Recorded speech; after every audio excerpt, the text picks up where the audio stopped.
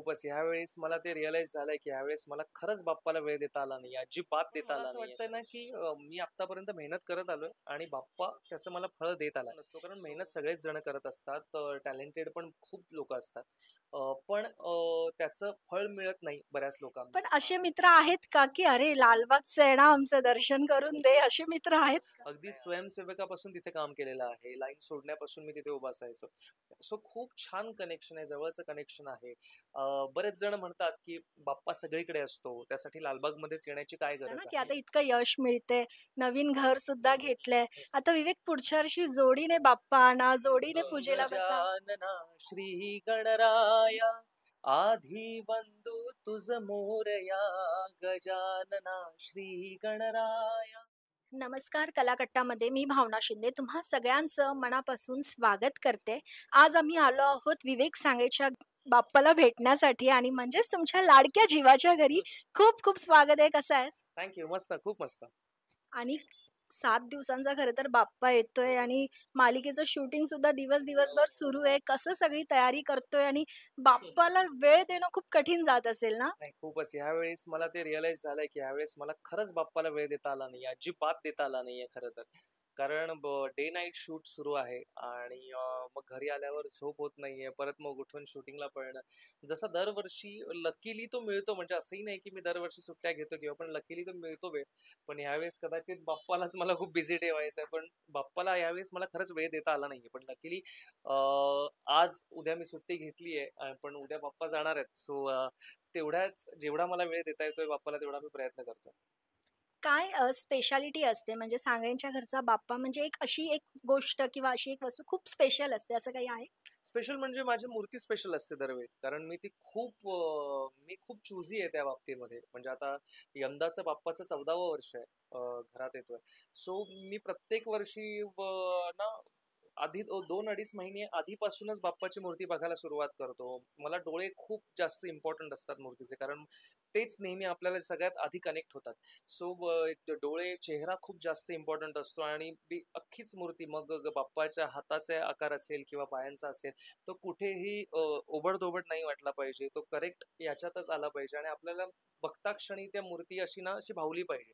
So त्यासाठी मी आधीच हे करत असतो. पण गेली 5 वर्ष आकाश कांबळे म्हणून माझा मूर्तिकार आहे गिरगावातला आणि तो अमेझिंग मूर्त्या बनवतो. त्यामुळे मला असं बघायला जायची गरज नाही लागत. कारण मी ब्लाइंडली त्याच्यावर ट्रस्ट करू शकतो.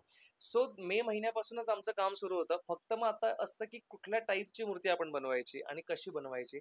सो यावेळीची मूर्ती ही अशी आहे आणि आकाश जेव्हा मूर्तीचे डोळे बनवतो तेव्हा मला असं वाटतं ना गेल्या 4 वर्षात मला वेगळं डेकोरेशन काही वेगळं करायची गरज लागली नाहीये. कारण सगळेजण येऊन फक्त मूर्तीकडे बघत जातात.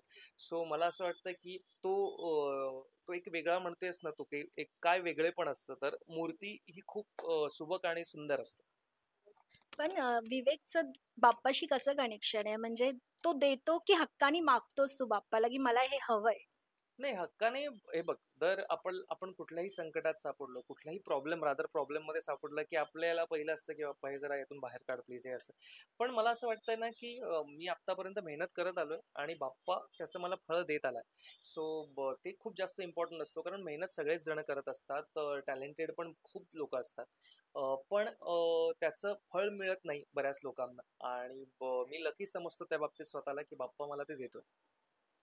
आणि विवेक लालबागमध्ये घर आहे म्हणजे प्रॉपर जिथे रंगारी बदकचा गणपती बसतोय तिथे प्रॉपर तुझं घर आहे.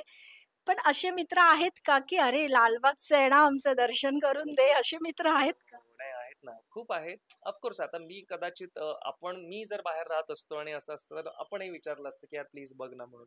सो प्रत्येकाला लालबागच्या राजाला यायचं आहे. त्यामुळे प्रत्येकजण विचारतं. त्याबद्दल काही नाहीये.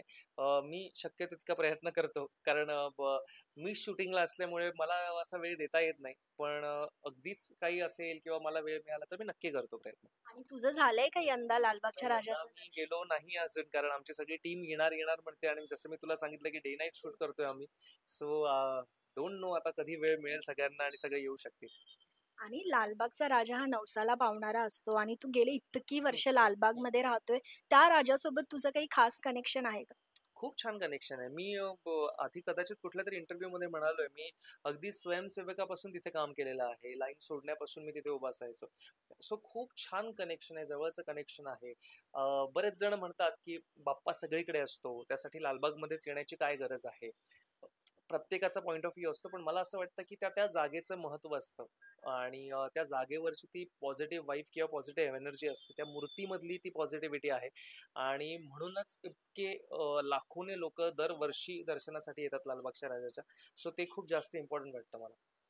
आणि काय मागणं आहे यंदाच्या बाप्पाकडे काय मागणं नाही, आहे? नाही, काहीच मागणं वगैरे काहीच नाही हे बाप्पा, मी मेहनत कर जसं मी म्हणालो मेहनत करतोय बाप्पा. जे स्वप्न आपण प्रत्येक जण बघत असतो, काहीतरी आपला एक टार्गेट अचीव्ह झाल्यावर आपण पुढच्या टार्गेटकडे वळत असतो. आपल्या मनुष्याचं पोट कधी भरत नाही, आपल्या आशा आकांक्षा कधी संपत नाहीत. सो तशाच माझ्याही आहेत, त्या पुढे पुढे जात आहेत. मी फक्त मेहनत करतोय आणि ऑफकोर्स तेव्हा बाप्पाला नमस्कार करतो, प्रार्थना करतो. लकीली आता बघूया पुढे अजून काय होतं. पण आपल्या मराठी कुठल्याही सामान्य कुटुंबांमध्ये एक असं असतं ना, की आता इतकं यश मिळतंय, नवीन घर सुद्धा घेतलंय. आता विवेक पुढच्या वर्षी जोडीने बाप्पा आणा, जोडीने पूजेला बसा, नातेवाईक, आई-बाबा असं काही म्हटलं जाते आणि विवेकची नाही, त्यावर काय ऑफकोर्स. तयारी आहे? नाही, नाही. ऑफकोर्स आता आई-बाबा, वडील आहेत किंवा रिलेटिव्हज आहेत, ते ते ऑफकोर्स ते म्हणणारच. त्याबद्दल काही शंका नाहीये. पण अगेन आता जे मला असं वाटतं की नशिबाचा भाग आहे. ज्या गोष्टी नशिबात असतील, जेव्हा घडायच्या असतील तेव्हा घडणार आहेत. नक्कीच हं. आम्ही त्या मोमेंटची आणि विवेकचे प्रेक्षक खूप वाट पाहत आहेत खरं तर त्या गोष्टीची. तर मला वाटतं की विवेक खूप छान गातो आणि आता घरात बाप्पा बसलाय, वातावरण खूप प्रसन्नमय आहे. तुझ्या गाण्याने आपण आज शेवट करूया. ठीक आहे. गजानना श्री गणराया, आधी वंदू तुझ मोरया. गजानना श्री गणराया, आधी वंदू तुझ मोरया. मंगलमूर्ती